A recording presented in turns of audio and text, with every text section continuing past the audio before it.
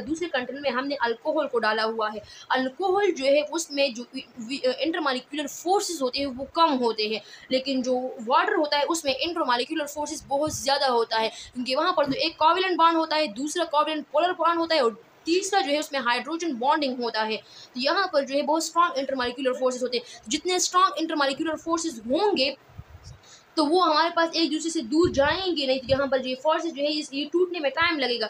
जब ये टूटने में टाइम लगेगा तो जब ये तोड़ेंगे टूटते ही नहीं है, क्योंकि इंटरमॉलिक्यूलर फोर्स बहुत मजबूत है। तो जब ये बहुत स्ट्रांग है ये टूटते ही नहीं है। तो जब ये टूटते नहीं है तो ये कैसे ऊपर जाएंगे। तो जितने इंटरमॉलिक्यूलर फोर्सेस ज़्यादा होंगे, स्ट्रांग होंगे, तो इतना इवेपोरेशन फिनोमेना कम होगा। वाटर में हालांकि दोनों का टेम्परेचर सेम है लेकिन इंटरमॉलिक्यूलर फोर्सेस डिफरेंट है। तो अल्कोहल जो है ये ऑपरेट फर्स्ट जल्दी ऑपरेट करेगा, वाटर जो है ये लेट में ऑपरेट करेगा, क्योंकि इसमें इंटरमॉलिक्यूलर फोर्सेस ज़्यादा है और इसमें इंटरमॉलिक्यूलर फोर्सेस कम है। तो ये तीन फैक्टर्स है जो इवेपोरेशन को इफेक्ट कर सकते हैं। ओके, नेक्स्ट जो प्रॉपर्टी है लिक्विड की वो वेपर प्रेशर की है। वेपर प्रेशर क्या है, तो वेपर प्रेशर जो है जब लिक्विड के जो वेपर्स हैं, लिक्विड के जो वेपर्स हैं जब वो प्रेशर एक्सर्ट करता है, लिक्विड की जो प्रेशर है लिक्विड के जो वेपर्स हैं जब वो प्रेशर डालता है लिक्विड के सरफेस पे या फिर कंटेनर पे, तो इसको हम वेपर प्रेशर कहते हैं। मतलब ये है। अब इस फिनोमेना का मतलब क्या है, तो इसको थोड़ा सा जो है यहाँ पर स्टॉप करते हैं और इसको थोड़ा सा इग्नोर करते हैं और हम थोड़ा वेपर प्रेशर को डिस्कस करते हैं, उसके बाद इसकी तरफ आते हैं। इधर देखिए प्यारे बच्चों, फॉर एग्जांपल ये हमारे पास एक कंटेनर है और इस कंटेनर में हमने कोई लिक्विड डाला हुआ है। अब यहाँ पर देखिए इस लिक्विड के जो मैंने आप लोगों को पहले भी पॉइंट में बता दिया कि ये जो लिक्विड की मॉलिक्यूल्स है डिफरेंट, इन मॉलिक्यूल्स की जो काइनेटिक एनर्जी है वो इक्वल नहीं होती। सब मॉलिक्यूल्स की काइनेटिक एनर्जी डिफरेंट होती है। तो जब मॉलिक्यूल्स की काइनेटिक एनर्जी डिफरेंट होती है तो वो मॉलिक्यूल्स जिसकी काइनेटिक एनर्जी सबसे ज़्यादा है, तो वो मॉलिक्यूल, जैसे मैंने ऑपरेशन बता दिया यहाँ पर इवेपोरेशन फिनोमेना बिल्कुल इसके साथ रिलेटेड है। तो क्या है, वो मॉलिक्यूल जिसकी काइनेटिक एनर्जी ज़्यादा है तो वो सरफेस की तरफ जाने की कोशिश करेगा। तो जब वो सरफेस की तरफ जाने की कोशिश करेगा तो वो लिक्विड से कन्वर्ट हो जाते हैं गैस फॉर्म में, यानी वेपर्स में। और जब वो वेपर्स में कन्वर्ट हो जाते हैं इस फिनोमेना को हम इवेपोरेशन कहते हैं। और ये वेपर्स जो है ये एज ए रिजल्ट क्या करते हैं, ये हमारे पास बेग फोर्स लगाता है इस सरफेस पे। जब ये वेपर बेग जो है इस सरफेस पे, ये जो लिक्विड का सरफेस है इस पे बेग जो फोर्स लगाता है इसको हम वेपर प्रेशर कहते हैं, जो प्रेशर लगाता है इस पे। अब यहाँ पर देखें कुछ मॉलिक्यूल्स जो है ये तो इवेपोरेशन हो गया।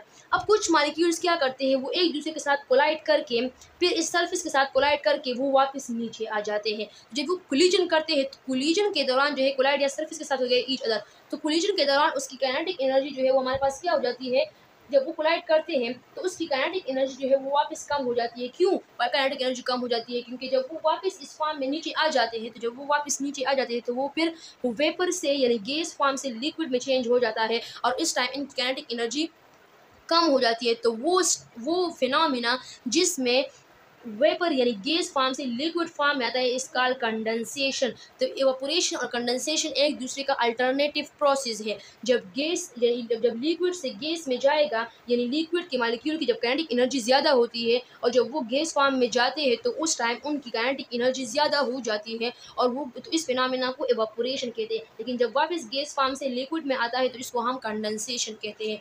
तो वो फिनोमेना जिसमें या वो स्टेट जिसमें रेट ऑफ इवेपोरेशन इक्वल हो जाता है किस चीज़ का, रेट ऑफ कंडेंसेशन का, इस स्टेट को हम इक्विलिब्रियम स्टेट कहते हैं। वो स्टेट जिसमें rate of evaporation is equal की प्रॉपर्टी है वेपर प्रेशर। तो ये भी एक प्रॉपर्टी है लिक्विड की जो हमने डिस्कस की है। नेक्स्ट हमारे पास जो है, अभी आप लोगों को उसकी समझ आ गई होगी कि हमारे पास क्या है कि जब इवेपोरेशन और कंडेंसेशन जो है वो बराबर हो जाते हैं। अभी आप लोगों को ये इसकी समझ आया होगा कि लिक्विड जब वेपर्स यानी गैस फॉर्म में कन्वर्ट होते हैं तो इसको हम इवेपोरेशन, और जब ये वापस बेक आता है तो इसको हम कंडेंसेशन कहते हैं। और जब इन दोनों का रेट बराबर हो जाता है तो इसको हम इक्विलिब्रियम स्टेट कहते हैं। और इस इक्विलिब्रियम स्टेट में जब लिक्विड की वेपर्स प्रेशर एक्सर्ट करते हैं तो इसका वेपर प्रेशर। तो ये हमारे पास थोड़ा कंडेंस फॉर्म डिफिनेशन है। जिस तरह इवेपोरेशन पे कुछ फैक्टर्स जो है वो उसकी वजह से इफ़ेक्ट हो रहे थे, इसी तरह हमारे पास जो वेपर प्रेशर है तो उसको भी इफ़ेक्ट कर सकते हैं। वो कौन कौन से फैक्टर हैं जो वेपर प्रेशर को इफ़ेक्ट कर सकते हैं। उसमें हमारे पास सबसे पहले है nature of liquid. Nature of liquid का क्या मतलब है, कुछ हमारे पास पोलर लिक्विड्स होते हैं, कुछ हमारे पास नॉन पोलर्स होते हैं, कुछ हमारे पास थोड़े से जो है विस्कस लिक्विड होते हैं, थोड़े नॉन विस्कस लिक्विड होते हैं। तो ये डिफरेंट टाइप ऑफ लिक्विड्स है।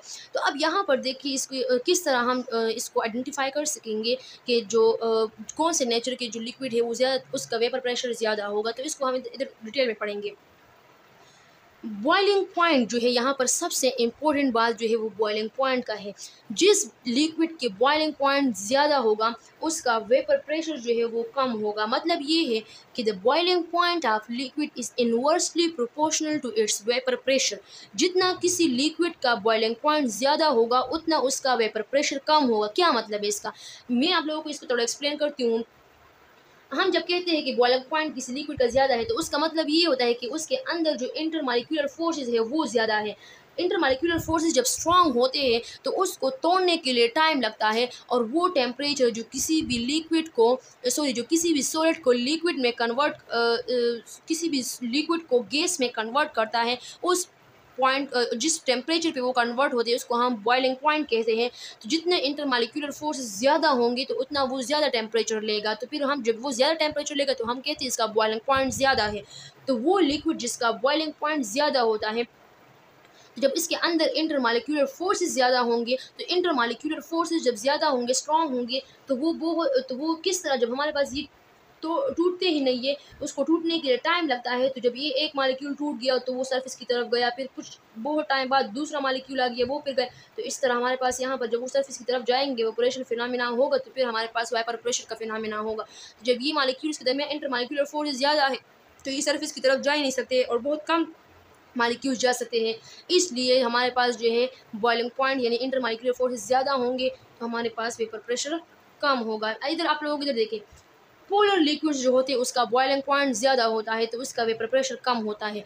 पोलर लिक्विड का बॉइलिंग पॉइंट क्यों ज़्यादा होता है, क्योंकि पोलर लिक्विड्स जो होते हैं उसमें जो बॉन्ड बनता है, जैसे वाटर है, वाटर जो है ये हमारे पास पोलर लिक्विड है। दो हाइड्रोजन और एक ऑक्सीजन है। तो यहाँ पर अगर आप लोग देखिए पोलरिटी है, ऑक्सीजन पे पार्शियल नेगेटिव और हाइड्रोजन पे पार्शियल पॉजिटिव होते हैं। तो यहाँ पर डिफरेंट पोलरिटी है, और इस पोलरिटी की वजह से यहाँ पर जो बॉन्ड बना है ये थोड़ा स्ट्रॉन्ग बॉन्ड बनता है। तो यहाँ पर नॉन पोलर जो होती है उस पर बॉन्ड थोड़ा वीक होता है, यहाँ पर बॉन्ड जो है वो स्ट्रॉन्ग होता है, तो इसका बॉइलिंग पॉइंट ज़्यादा होता है। बॉइलिंग पॉइंट ज़्यादा होता है वेपर प्रेशर कम होगा। तो यहाँ पर दो एग्जांपल मैंने लिए है, वाटर एसीटोन, वाटर पोलर है और एसीटोन नॉन पोलर है। तो वाटर पोलर है, इसका बॉइलिंग पॉइंट ज़्यादा है तो वेपर प्रेशर कम होगा। जो एसीटोन है वो नॉन पोलर है, इसका बॉइलिंग पॉइंट कम है तो इसका जितना बॉइलिंग पॉइंट कम होगा जो गैस की तरफ क्लोज होगा, और जितना गैसियस स्टेट में ज़्यादा होगा वेपर प्रेशर जो है उसका ज़्यादा होगा। यहाँ पर ऑर्डर ऑफ वेपर प्रेशर जो है मुख्तलिफ स्टेट्स का है, गैस जो है मुख्तलिफ स्टेट्स का है। गैस का गैस का सबसे ज़्यादा होता है, फिर लिक्विड का और फिर सॉलिड का नेग्लिजिबल होता है। उसका ज़्यादा वेपर प्रेशर जो प्रॉपर्टी है ये लिक्विड और गैस के साथ रिलेटेड है, और बेसिकली लिक्विड के साथ रिलेटेड है।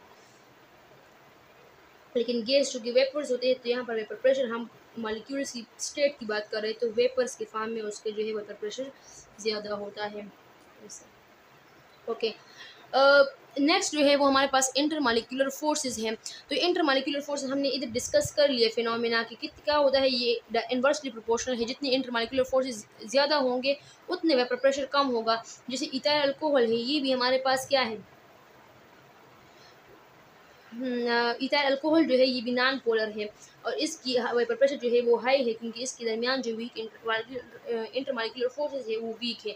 वाटर जो है ये पोलर है, और इसके दरमियान जो इसके बीच के जो मॉलिक्यूल्स हैं इनके दरमियान स्ट्रॉन्ग इंटरमॉलिक्यूलर फोर्सेस होते हैं तो वेपर प्रेशर कम है। आप लोग जो है अपने बुक में टेबल 5.1 को थोड़ा सा देख लें, उसमें आप लोग ऑब्जर्व कर सकते हैं मुख्तलिफ वो दिए गए हैं, आप लोगों को मॉलिक्यूल्स दिए गए हैं और उसके वेपर प्रेशर आप लोगों को दिए गए हैं। तो आप लोग उसको थोड़ा सा देख लें, ऑब्जर्व कर लें। नेक्स्ट क्या है, साइज़ ऑफ द मॉलिक्यूल। जितना जो है ये इन्वर्सली प्रोपोर्शनल है, जितना किसी मॉलिक्यूल का साइज़ ज़्यादा होगा इतना वेपर प्रेशर कम होगा, क्योंकि जब जितना मॉलिक्यूल का साइज़ ज़्यादा होगा वो इवेपोरेट नहीं कर सकते। लाइट मॉलिक्यूल, तभी तो गैस के मॉलिक्यूल सबसे लाइट होते, तभी तो उसमें इवेपोरेशन की प्रॉपर्टी है, वो इवेपोरेट करते हैं। सॉलिड के मॉलिक्यूल्स इवेपोरेट नहीं कर सकते क्योंकि वो लाइट नहीं होते।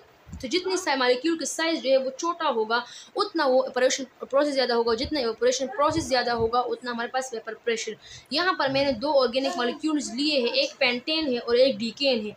पेंटेन जो है उसमें उसका साइज़ जो है वो छोटा होता है डीकेन से, क्योंकि डीकेन में 10 कार्बन चेन हो, यहाँ पर 5 कार्बन चेन है। तो जितना कार्बन चेन ज़्यादा होगा उतना उसका साइज़ बड़ा होगा। तो यहाँ पर इसका वेपर प्रेशर साइज़ ज़्यादा है तो वेपर प्रेशर कम होगा, यहाँ पर साइज़ कम है तो वेपर प्रेशर ज़्यादा है, तो साइज़ भी इफ़ेक्ट कर सकता है। लास्ट जो सबसे इम्पोर्टेंट है वो टेम्परेचर है। तो टेम्परेचर जो है वो वेपर प्रेशर के साथ डायरेक्टली प्रोपोर्शनल है। क्या मतलब है, इधर देखिए ये डायरेक्टली प्रोपोर्शनल है। क्या मतलब है, जब टेम्परेचर को इंक्रीज़ करेंगे काइनेटिक एनर्जी, ये आप लोगों को ये चेन याद रखना है। अगर ये चेन आप लोगों को याद हो गया तो आप लोगों के सारे एमसीक्यूज क्लियर है।